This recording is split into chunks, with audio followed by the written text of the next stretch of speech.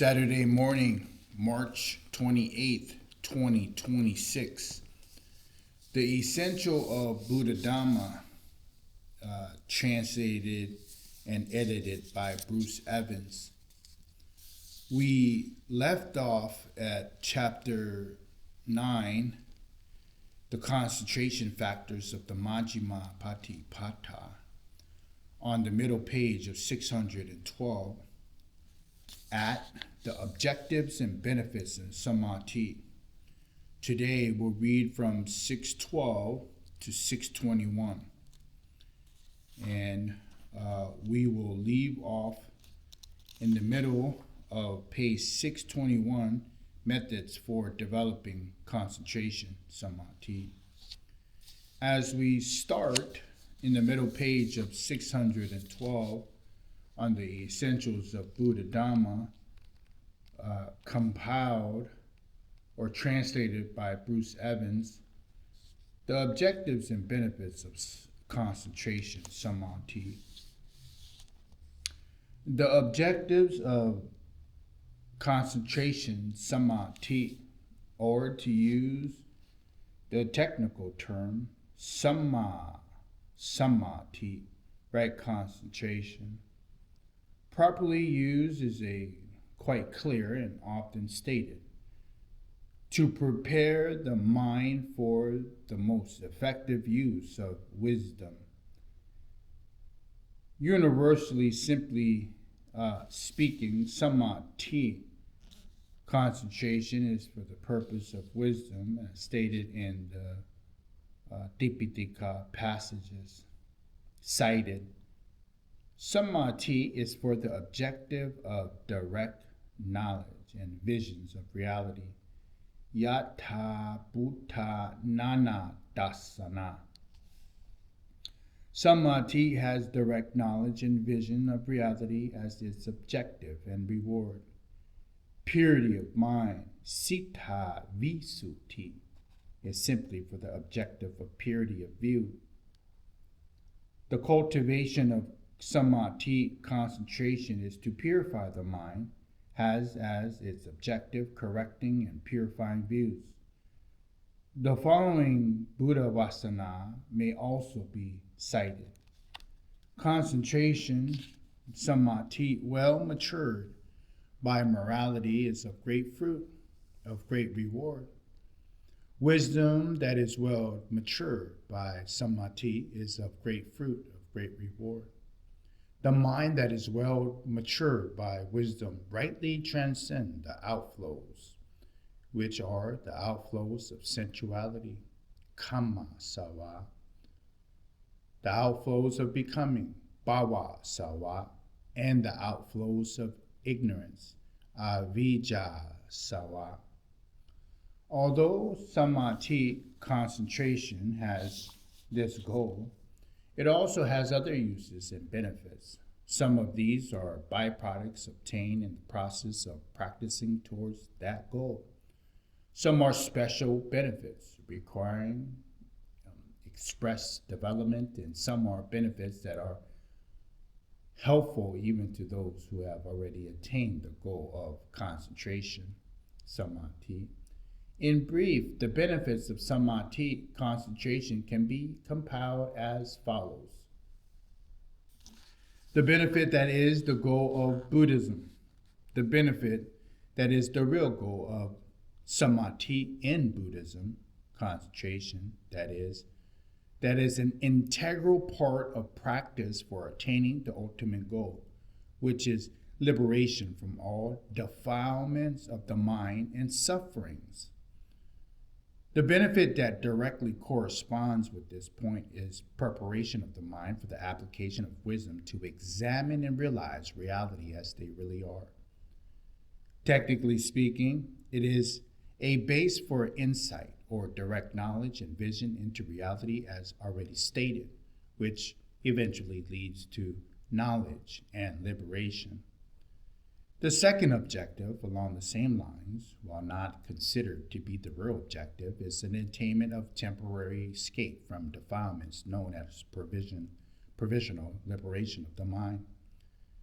That is, it is the transcendence of defilements via the power of concentration, especially the power of absorption, jhana. Defilements are suppressed by the power of concentration for the duration of the state of samadhi. This is technically called vikampana vimutti. The benefit in creating extraordinary abilities. Another benefit of concentration is the benefit of creating extraordinary abilities, that is, special extraordinary mental accomplishments. May be simply called the benefits of superknowledges, abhinyas. This benefit involves using concentration on the level of absorption, jhana, attainment to produce powers, iti, and other kinds of mundane superknowledge, such as the divine eye, the divine ear, and the ability to read other people's dispositions and minds, and to recollect past lives, which nowadays are referred as to extrasensory perception. The benefit to mental health, character development.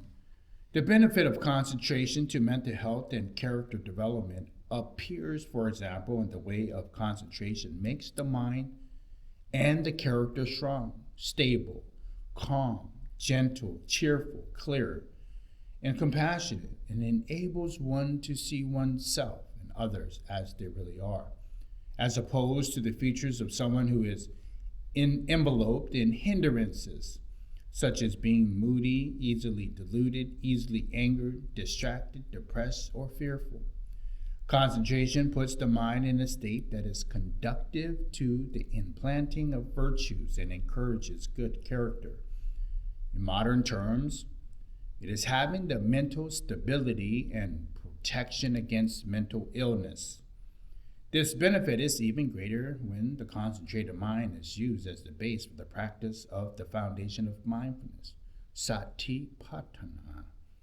Living with mindfulness of all activities through body and speech, as well as one's fluctuating mental states, and seeing them as objectives or objects of awareness to be utilized, not giving those experiences and events the opportunity to endanger one's mental well-being. This benefit also functions in everyday life. The benefit in daily life, the benefits of concentration in daily life are as follows. The benefits of concentration in daily life, it helps to relax the mind and to relieve tension, inducing calm, getting rid of confusion, and putting stop to worry and anxiety. It is a technique for resting the body and producing mental well-being.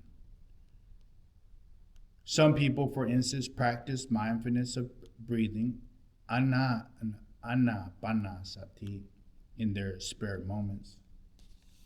Such when sitting at a bus, waiting for the bus, or in a bus, traffic jam, or between bouts of heavy mental activity.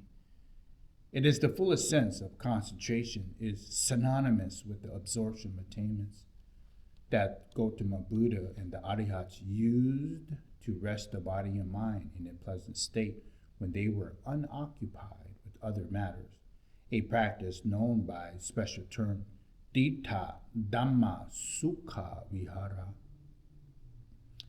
It supports efficiency in work, studying, and other activities. A mind that has samadhi, concentration, is focused on the task at hand, not distracted, not scattered, not wandering about. This helps study, thought, and work to be more effective, more meticulous, and to be less prone to mistakes, and gives a good protection against accidents. Because where there is concentration, samadhi, there is mindfulness. And as it is said, the mind is kamma niya, fit for work or suitable for the job. When the inducement of mental well-being outlined in point 1 is incorporated, the second benefit regarding work, studying, and other activities is even more effective. It promotes health and cures illness. Body and minds are interrelated and have an influence on each other. Ordinarily, when the body is not well, people let their minds become weak and depressed. Once the mind is sad and despondent, bodily illness can be aggravated even further. Even when the body is in a normal condition, illness can result when a person encounters life experience that cause intense sorrow. For those whose minds are strong and whole, especially those whose minds are liberated, times of illness are simply discomfort of the body. The mind is not affected. Moreover, such people can use that healthy and strong mind to exert an influence on relieving or reducing physical illness, or even to allow them to be cured more quickly. Or they may be used up to the power of Samadhi to suppress unpleasant bodily feelings. On the good side, a person's clear and buoyant mind will help to give the body a pleasant appearance, radiance, complexion, and good health, which are themselves protections against illness. This relationship has an effect on the amount of energy required and expended by the body. A comfortable, clear, cheerful, and buoyant mind, for example, needs less food to make the body comfortable. When one is happy or excited about something, one may not feel hungry. A bhikkhu, or a monk who is enlightened, has rapture as nutriment. He may eat only one meal a day, but have a radiant complexion because he does not hanker for the past or dream about the future. A healthy mind not only helps the body to be healthy, many kinds of physical illness are products of mind-body interaction arising from vicissitudes of the mind, which such as tendencies towards anger, depression, or worry, which one can cause headaches or contribute to gastric ulcers. Improving the mental state through some means or others can help to alleviate such illness. This benefit is perfected when wisdom of the true nature of things is incorporated. Objectives and benefits of concentration by meditation type, summarizing according to the Dipitaka. The training or practice of Samadhi has the objective of leading to the following benefits. Bhikkhus, monks, there are 4 kinds of Samadhi development. Samadhi Bhavana as follows. Buddhadhamma Sukha Vihara. The Samadhi development that, when well developed and made much of, leads to the pleasant abiding here and in the now. Nana Dasana. The Samadhi development that, when developed or made much of, leads to direct knowledge and vision. Sati Sampajana. The Samadhi development, when well developed and made such, leads to the mindfulness and comprehension. And Asava. The Samadhi development, when developed, made such, leads to cessations of the outflows. Nirodha Asava. The text defined in the first kinds of concentration as consisting of the 4 meditation absorption jhanas.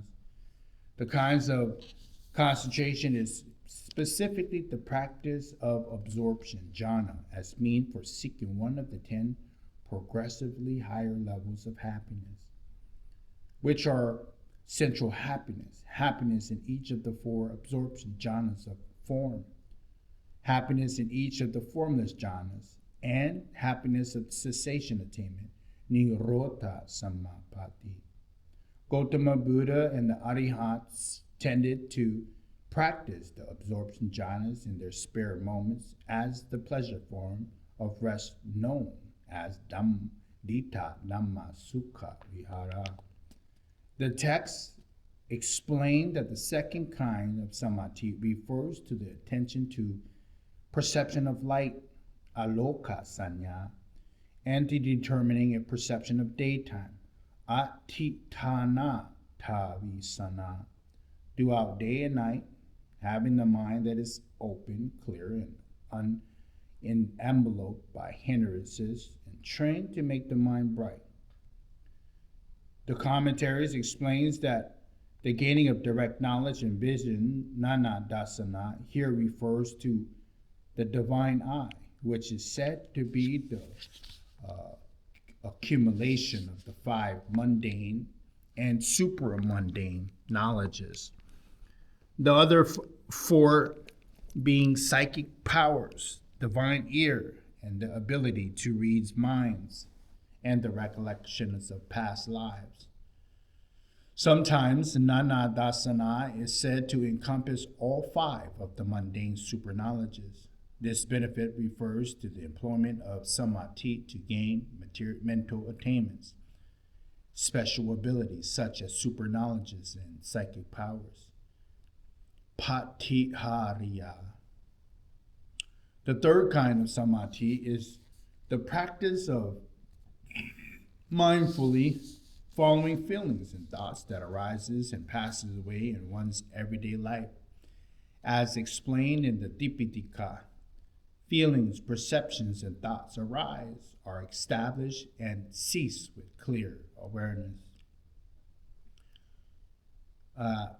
The Pali language explains the fourth kind of Samadhi as abiding with wisdom, examining the arising and passing away from the five groups of clinging, upatana kantaba, such as reflecting, form is like this, the arising of form is like this, the cessation of form is like this, feeling is like this, perception is like this, mental formation is like this, consciousness is like this, they arise like this, they pass away like this.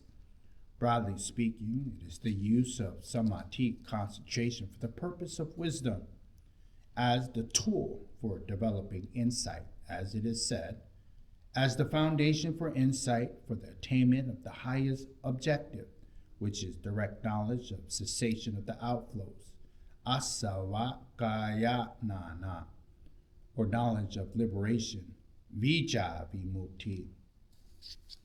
According to the explanation of the commentaries, it seems that the first and the second benefits of concentration are aspects of calm, with the third and the fourth are aspects of insight. The other benefits of samadhi, which I have described earlier, although they are not specifically mentioned in the Dipitaka, the Pali Canon, should be understood as either byproducts obtained in the process of practicing for other four benefits or other unspecified practices. The rewards of samadhi, concentration development, are also summarized in commentarial literature. For example, in the Path to Purity, the Visuddhi Magga lists 5 of these. First, samadhi is means of resting comfortably in the present moment. This is the reward of samadhi on the level of attainment of concentration. Experienced by arihats, those who have completed the task in relation to liberation and do not need to use absorption jhana to attain any further states. It cites that the Buddhadhamma, these jhanas are referred to in the discipline of the noble ones as pleasant abiding in the here and now. The second is samadhi is a base or a proximate cause for insight. This can be the benefit of both the attainment and the access concentration levels of samadhi, although the latter is not so clearly.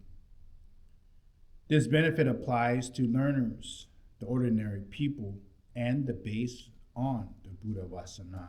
Bhikkhus, developing samadhi, a bhikkhu whose mind is firmly established will see the truth. Third, samadhi is a base for the proximate cause for super knowledges, abhinyas. That is the reward for samadhi on the level of attainment of concentration for those who have attained the 8 attainments, samapatti. If they wish to produce super knowledges, they may do so. The Buddhadhamma cites The mind malleable and fit for work, inclining the mind for the realization and through super knowledge of whatever Dharma can be realized through super knowledge. He becomes witness to the Dhamma when the conditions for it are true or are there. Fourth, Samadhi leads to special planes of existence, that is, being born in the favorable and high spheres of existence. This is the reward for Samadhi on the level of attainment, concentration in the unenlightened beings who have gained absorption jhana. And jhana does not regress, leading to the rebirth into the Brahma realms. The Buddhadhamma cites having developed the first absorption to moderate level of skill. Where is one reborn?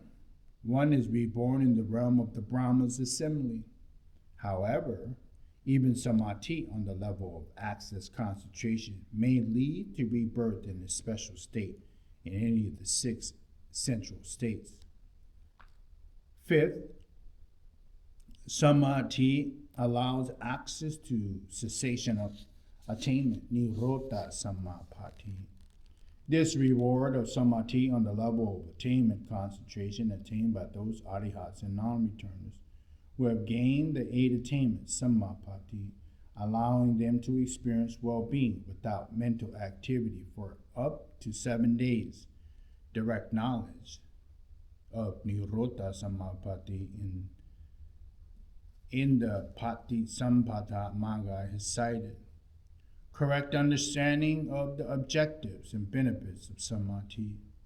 An understanding of the benefits objective of developing Samadhi can help avoid and eliminate misunderstandings concerning meditation practice and the life of Buddhist bhikkhu monks, such as the meditation practice entails seclusion or turning one's back on social activities, or that the monastic life is a cop-out for social responsibility.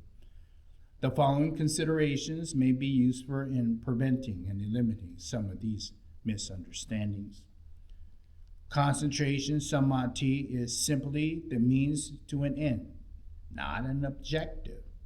A person just beginning the practice may have to go into seclusion and reduce dealings with social concerns for a special period of training, then return to a more active role according to one's situations. Moreover, the practice of Samadhi concentration in general does not require sitting all day and night. There are many methods of practice to choose from for the application to different dispositions.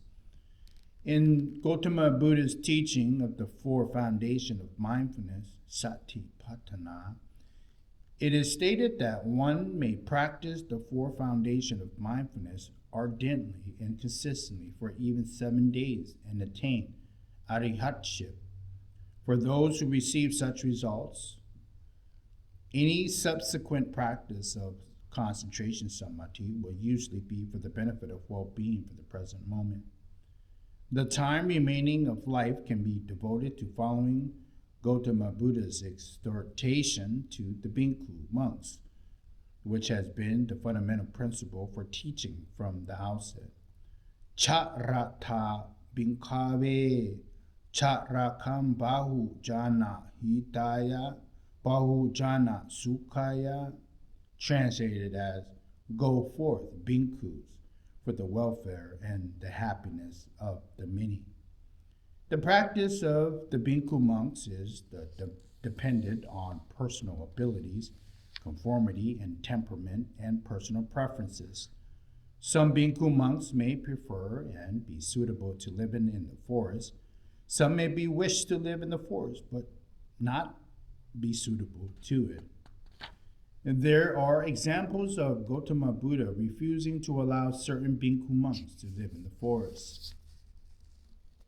And those bhikkhu monks who live in the forest are not allowed by the bhikkhu disciplines, the Vinaya, to cut themselves off completely from the social contact like hermits. The benefits of Samadhi concentration and jhana absorption that are required in the Buddhadhamma are the mental states of malleability and fitness for work, which are used as wisdom of fields of operations. The use of samadhi, concentration, and absorption jhana for the benefit of others, then these is regarded as a byproduct. In some case, they are regarded as undesirable, not encouraged by Gautama Buddha. For example, those who develop samadhi, concentration, for the purpose of attaining psychic powers are said to have established their intentions wrongly. Psychic powers can lead to many kinds of harmful consequences. They can degenerate. They do not lead to the objective of Buddhadhamma. If one were to develop samadhi, concentration, for the objective of wisdom, and in the progress gain psychic powers, this is considered to be the possession of special abilities, abhinyas. However, even when practicing with proper intention, as long as the objective has not been reached, the attainment of psychic powers, iti, can be dangerous, because such powers are cause of delusion and attachment, both for oneself and for others. One can cause such an increase in the defilements that one cannot continue.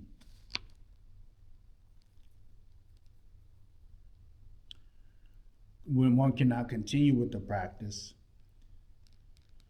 Although Gautama Buddha possessed numerous psychic powers, he did not encourage their use because they are not the way of wisdom and liberation. In the accounts of Gautama Buddha's life, we find out that Gautama Buddha only used psychic powers to put an end to psychic powers, or to put an end to the desire for psychic powers. For those who have trained and made progress in the path and attained the goal, samadhi, concentration on the level of absorption, jhana, tends to be used as a means for resting comfortably in their spare time.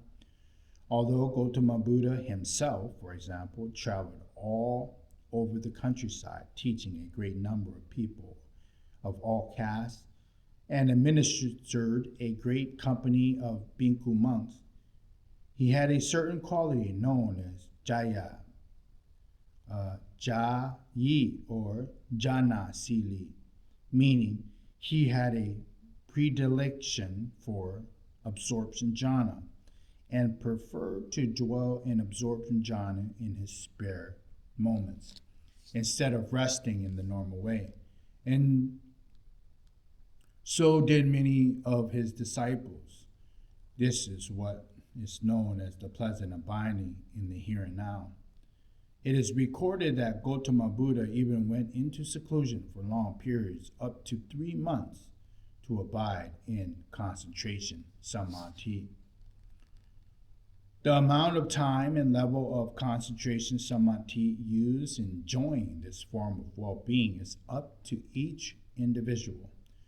But if the preferences and attachment to it become so much that they are the causes for neglecting communal responsibility, this would be censorable, even though it is suitable level of attachment and delusion. Moreover, the lifestyle of bhikkhu monks in Buddhism, according to stipulations on the discipline, the Vinaya, places importance on communal responsibility. The prosperity and decline in the viability and non-viability of the order are essentially dependent on responsibility to community concerns. Ultimately, it is clear to see that for Gautama Buddha and those who practice properly, samadhi, concentration, was an aid in the practice for the benefit of the many. Now we're going to leave here off in the middle of page 621. We will pick up again on methods of developing concentration, samadhi. The Essentials of Buddhadhamma, translated and edited by Bruce Evans.